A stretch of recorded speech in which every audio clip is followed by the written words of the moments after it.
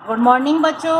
आज हम 12th कक्षा का अध्याय 2 भारतीय इतिहास के स्वर्णिम पृष्ठ नामक अध्याय के विषय में अध्ययन करेंगे। इसमें सबसे पहले हम मौर्य साम्राज्य के विषय में अध्ययन करेंगे, जिसकी स्थापना 322 ईसा पूर्व में चंद्रगुप्त मौर्य ने की। इसकी जानकारी के स्रोत हैं कौटिल्य का अर्थशास्त्र, क्षेमेंद्र की वृहत कथा मंजरी, दीपवंश महावंश जो कि बौद्ध ग्रंथ है, भद्रभाऊ का कल्पसूत्र, स्ट्रैबो, प्लूटार्क, जस्टिन, ये तीनों ही यूनानी यात्री हैं। फाहियान, हिनसांग, इतिसिंग आदि ये चीनी यात्री हैं। और रुद्रदामन जो शक शासक था, उसके जूनागढ़ अभिलेख से और अशोक के अभिलेख से हमें मौर्य साम्राज्य की जानकारी मिलती है। ठीक है बच्चों। अब है स्थापना। चंद्रगुप्त मौर्य ने 322 ईसा पूर्व में गुरु चाणक्य को जिसे हम कौटिल्य भी कहते हैं, इसका मूल नाम विष्णुगुप्त था, उसने नंद वंश के अंतिम शासक घनानंद को हरा करके मौर्य वंश की स्थापना की थी। चंद्रगुप्त मौर्य के राज्य के विषय में हम इस नक्शे के द्वारा समझ सकते हैं। उत्तर पश्चिम में ईरान और दक्षिण में वर्तमान उत्तरी कर्नाटक, पूर्व में मगध से लेकर पश्चिम में सौराष्ट्र तक फैली हुई थी। 305 ईसा पूर्व में मेसोडियोनिया यानी जिसे यूनानी भी कहते हैं का शासक सेल्यूकस को चंद्रगुप्त ने पराजित किया था, जिसकी संधि की शर्तें इस प्रकार हैं। सेल्यूकस ने अपनी पुत्री का विवाह चंद्रगुप्त से किया और दहेज में अरेया, अराकोशिया, जड्रोसिया एवं पेरिमिसडाई के क्षेत्र दिए। सेल्यूकस ने अपना राजदूत मेगनस्थनीज को चंद्रगुप्त मौर्य के दरबार में भेजा। तो बच्चों ये याद रखने के लिए जरूरी है कि सेल्यूकस का दूत मेगनस्थनीज किसके दरबार में नियुक्त था? चंद्रगुप्त मौर्य के में। और इस मेगनस्थनीज की पुस्तक का नाम है इंडिका। और इस संधि के बाद बदले में चंद्रगुप्त मौर्य ने 500 हाथी सेल्यूकस को उपहार के रूप में दिए। चंद्रगुप्त मौर्य के दक्षिण विजय की जानकारी के स्रोत है तमिल ग्रंथ अहिनानूर और मुरनानूर और अशोक के अभिलेख। कहा जाता है कि चंद्रगुप्त मौर्य एक कुशल योद्धा, सेना नायक, महान विजेता ही नहीं अपितु एक योग शासक भी था और उसने संपूर्ण भारत को विजित किया था। और अपने अंतिम समय में चंद्रगुप्त मौर्य ने जैन मुनि भद्रभाऊ से दीक्षा लेकर श्रवणबेलगोला जो वर्तमान में कर्नाटक में 298 ईसा पूर्व में उपवास द्वारा शरीर त्याग किया। अब हम चंद्रगुप्त के उत्तराधिकारी बिंदुसार के विषय में पढ़ेंगे, जो कि 298 ईसा पूर्व राज सिंहासन पर बैठा और 272 ईसा पूर्व तक शासन किया। इसे यूनानी लेखक अमित्रघात भी कहते हैं। इसका मतलब है शत्रुओं का वध करने वाला। इसके समय में तक्षशिला में 2 विद्रोह हुए थे, जिसमें पहले में दबाने के लिए अशोक को भेजा और दूसरे में सुसीम को भेजा। यूनानी शासक एंटियोकस प्रथम ने बिंदुसार के दरबार में डायमेकस नामक राजदूत भेजा। एंटियोकस प्रथम ने बिंदुसार से सूखे अंजीर और मदिरा और एक दार्शनिक भेजने की मांग की थी। मिस्र के राजा फिलाडेल्फस ने अपना एक राजदूत डायोनिसस राजदूत को बिंदुसार के दरबार में नियुक्त किया।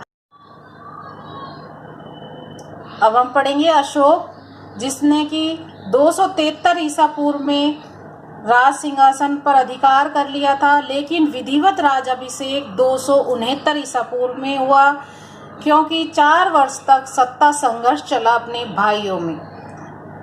अभिलेखों में अशोक को देवनाम प्रिय और देवनाम प्रियदर्शी के नाम से जाना जाता है। सर्वप्रथम अशोक का नाम अशोक मस्की और गुजरा अभिलेख में मिलता है। राजतरंगिणी के अनुसार राजाभिषेक के 7वें वर्ष अशोक ने कश्मीर और खोतान के क्षेत्र को विजित किया और कश्मीर में वितस्ता नदी के किनारे श्रीनगर और नेपाल में ललित पतन नामक नगर को बसाया।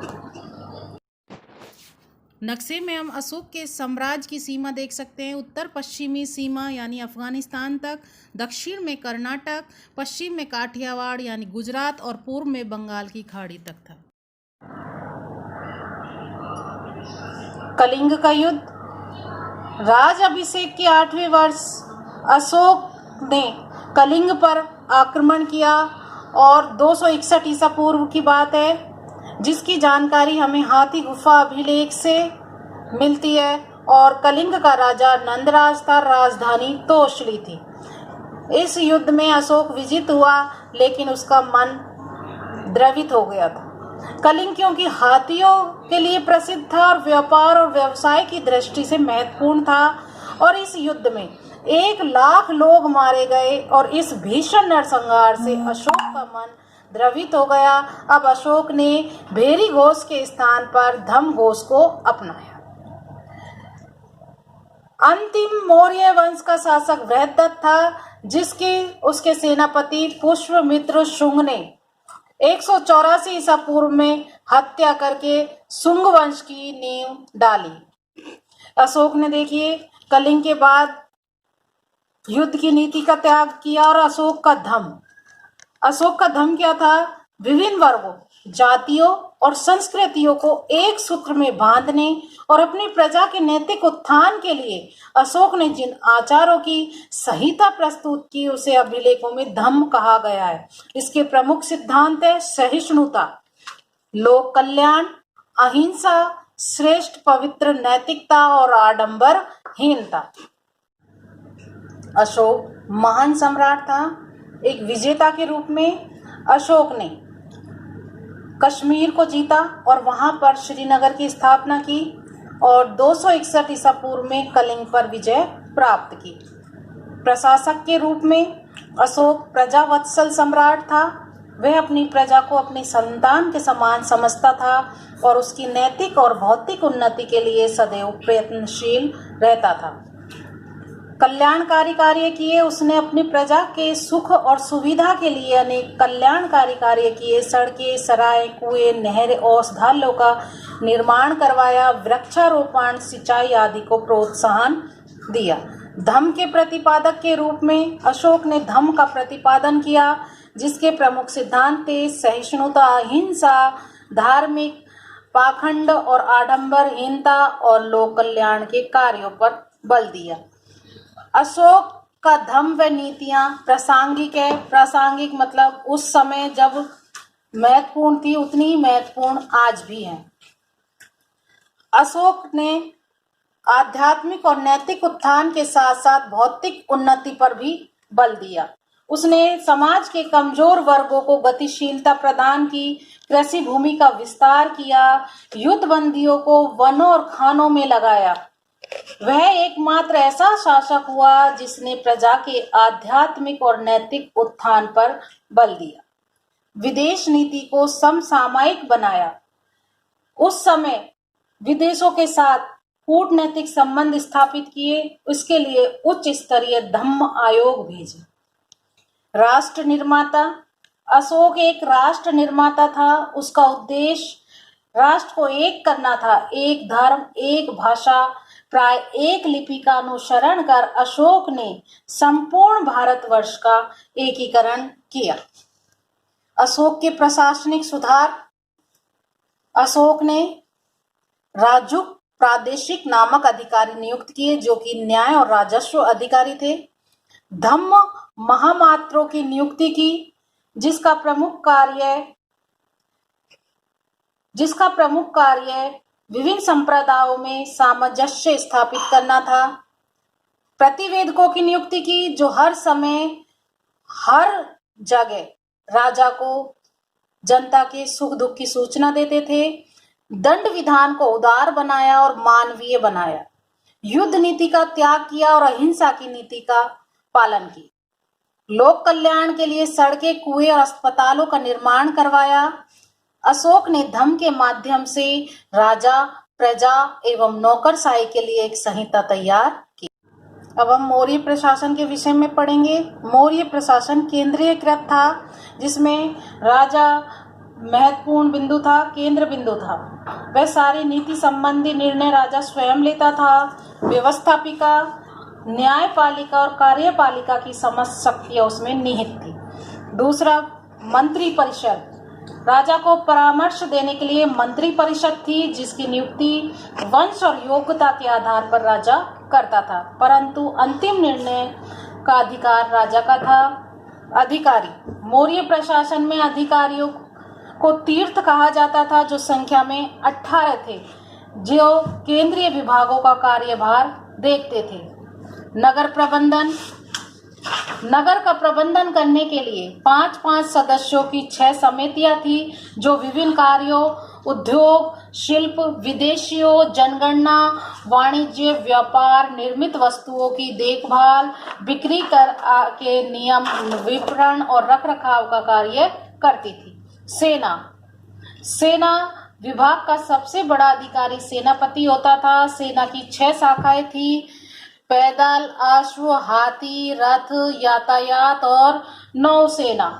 5-5 सदस्यों की समिति सेना की देखरेख करती थी। गुप्तचर व्यवस्था, प्रशासन तंत्र के साथ साथ गुप्तचर्या का भी विस्तृत जाल बिछाया गया था, जो मंत्रियों से लेकर आम जनता की गतिविधियों पर नजर रखते थे। गुप्तचरों को संस्था और संचार के नाम से पुकारा जाता था। जो एक ही जगह रहते थे वो संस्था गुप्तचर थे, और जो घूम घूम के रहते थे वो संचार। न्याय 2 प्रकार के न्यायालय थे: धर्मस्थलीय और कंटक शोधन। धर्मस्थलीय में दीवानी मुकदमों सुलझाए जाते थे, और कंटक शोधक में फौजदारी मामले का सुलझाए जाते थे। राजस्व